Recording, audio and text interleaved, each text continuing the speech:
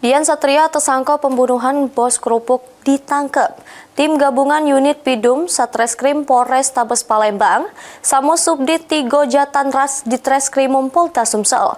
Motif pembunuhan tersebut karena tersangka tersinggung diusir korban pas nak minta gawean. Lalamu bukan siap.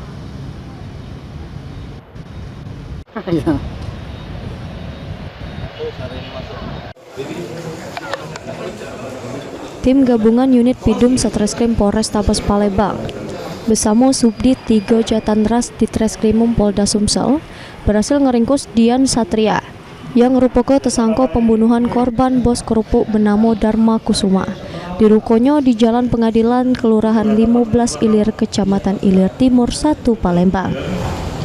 Ya saya ini Pak, saya untuk itu dia tidak berdiri untuk itu atau takut atau bagaimana? Pak, saya dorong kuat terjatuh di samping Mercy itu Pak, apa yang ada kasus kasus.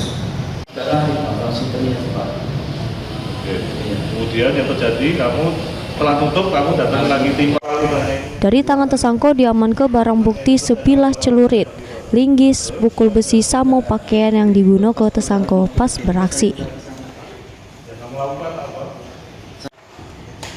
Saya bilang kan diam.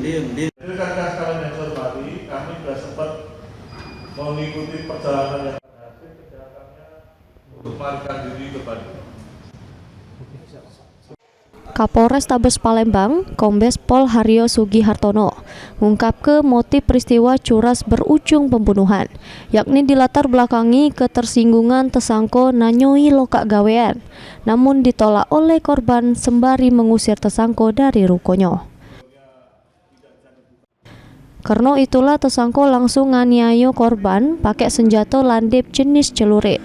Sesudah itu ngambil barang berharga korban, duit senilai 2 juta rupiah sama HP. Menjumpai korban yang notabene diikuti dengan sebuah pertanyaan untuk menanyakan apakah ada lokak untuk bekerja, namun korban mengatakan tidak ada dan menyampaikan kata-kata jauh-jauh lah.